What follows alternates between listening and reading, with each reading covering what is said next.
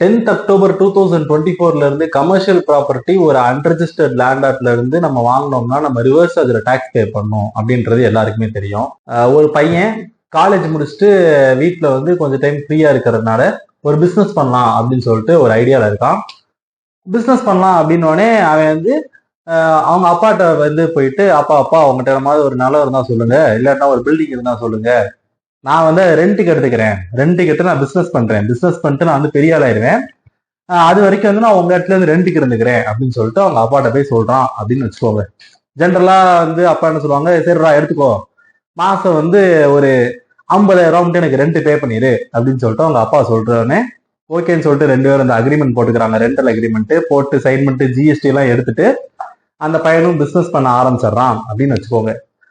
So October 10, 2024 reverse சார்ஜ்ல வந்து rent எல்லாம் பே பண்ணா டாக்ஸ் பே பண்ணணும் அப்படின்ற சட்டம் வந்தனால பையன் வந்து அப்பாட்ட போயிட்டு டாடி எனக்கு பிசினஸ் வந்து ஒன்றும் பிக்கப் ஆல, நான் ஜிஎஸ்டி எல்லாம் பே பண்ற மாதிரியே வரமாட்டேங்குது, ஏற்கனவே ஐடிசி கூட இருக்கு, ஸோ நீங்க என்ன பண்ணுங்க, 50,000 ரெண்ட் எல்லாம் போட்டீங்கன்னா எனக்கு ரிவர்ஸ் சார்ஜ் வந்து எக்குத்தப்பா கட்டுற மாதிரி வருது, ஸோ குறைச்சு ஒரு 1000 ரூபாயோ இல்லைன்னா ரெண்ட் நீங்க வாங்காதபடியோ தள்ளுபடியாச்சும் பண்ணிடுங்க, எனக்கு பிசினஸ்க்கு ரொம்ப ஹெல்ப்ஃபுல்லா இருக்கும் அப்படின்னு சொல்லிட்டு அந்த பையன் அவங்க அப்பாட்ட சொன்னோடனே அவங்க அப்பா வந்து ஒரு 5 நிமிஷம் நல்லா யோசிச்சுட்டு, சரிடா நான் உனக்கு ரெண்டே சார்ஜ் பண்ணல, 0 rupees வச்சுக்கோ, போய் பிசினஸ் ஒழுங்கா பாரு, என்னமோ பண்ணி வாழ்க்கையில முன்னுக்குவா அப்படின்னு சொல்லி அனுப்பி விட்டாருன்னா, இந்த சிச்சுவேஷன் அவங்க அப்பா வந்து ரெண்ட் வேணாம்னு சொல்லிட்டாரு. ஸோ அந்த பையன் வந்து October 10 இருந்து ரெண்டே கொடுக்க போறது கிடையாது. இந்த சிச்சுவேஷன்ல அந்த பையன் ரிவர்ஸ் சார்ஜ்ல டாக்ஸ் பே பண்றதுல இருந்து தப்பிச்சிட்டானா இல்லையா? ஜிஎஸ்டி சட்டப்படி ஒரு ரிலேட்டட் பார்ட்டியா இருக்கிறப்ப நம்ம ரெண்டே கொடுக்கலனாலுமே ஜிஎஸ்டில ரிவர்ஸ் சார்ஜ் கட்டணுமா தேவையில்லையா அப்படின்றத பத்தி தான் இந்த வீடியோ.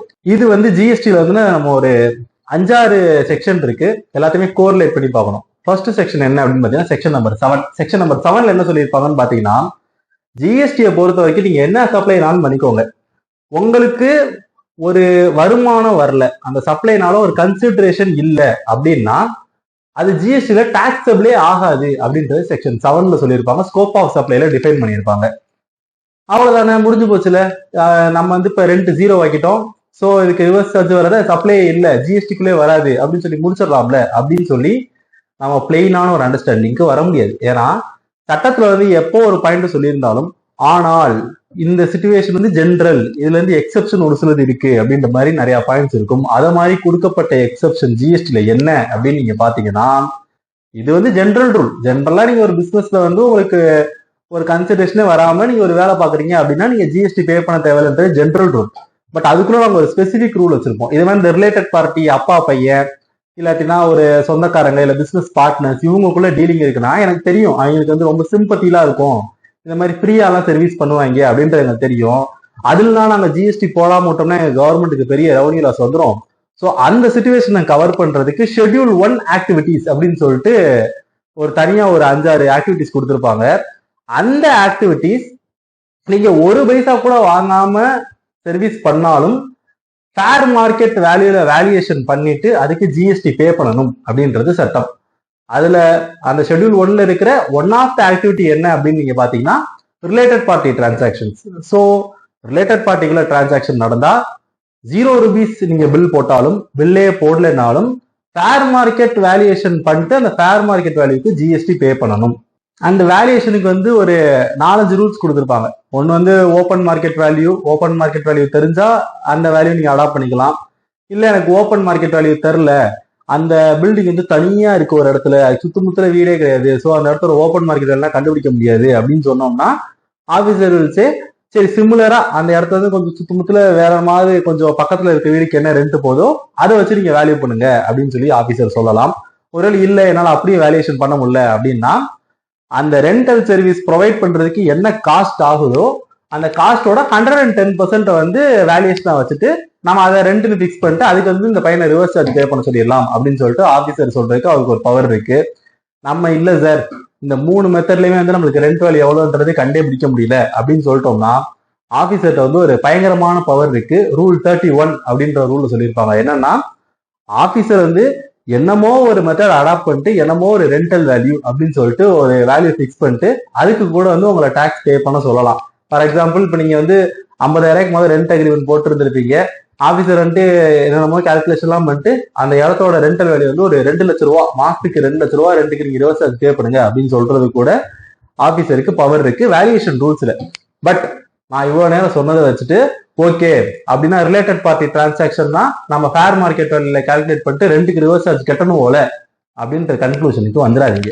ஏன்னா ரூல் 28ல இந்த வேரியேஷன் மெத்தட்லாம் சொல்லியிருக்காங்க இல்லையா, இந்த மெத்தட்லாம் சொன்ன ரூல்ல இன்னொரு முக்கியமான ஒரு ரூல் சொல்லியிருக்காங்க. என்ன சொல்லியிருக்காங்க அப்படின்னு நீங்க பாத்தீங்கன்னா, அந்த பையன் இருக்கான் இல்லையா, பையன் வந்து அப்பாட்ட போயிட்டு அப்பா எனக்கு ரெண்ட் எல்லாம் வேணாம், நீங்க அதை குறைச்சிக்கோங்க அப்படின்னு சொன்னான் இல்லையா, அந்த பையன் அவனோட பிசினஸ்ல அவன் வாங்குற சர்வீஸ்க்கான ஐடிசியை ஃபுல்லா அவைல் பண்ண முடியும் அப்படின்னா, அவங்க அப்பா வந்து அந்த இடத்துக்கு ரெண்ட் வந்து ₹1 அப்படின்னு சொன்னாலும் அந்த ₹1 தான் ஃபேர் மார்க்கெட் வேல்யூ அப்படின்னு சொல்லிட்டு ஒரு ரூல் வந்து ரூல் 28லயே சொல்லியிருக்காங்க.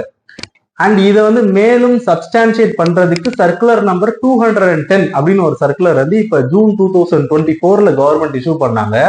அதுல இதே ஸ்டாண்ட் தான் சொல்லியிருக்காங்க.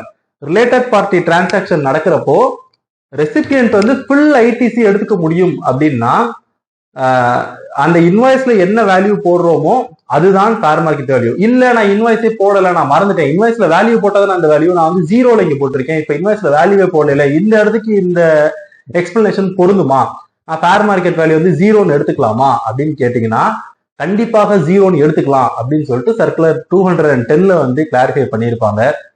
ஸோ நீங்க ரிலேட்டட் பார்ட்டிக்கு ரெண்ட் பே பண்ணாலும் உங்களால அந்த ரெண்ட் சர்வீஸ்க்கான ஐடிசி ஃபுல்லா அவைல் பண்ண முடியும் அப்படின்ற பட்சத்துல ₹0 கூட நீங்க ரெண்ட்னு போட்டு ரிவர்ஸ் அது பே பண்ணாம இருக்கலாம்.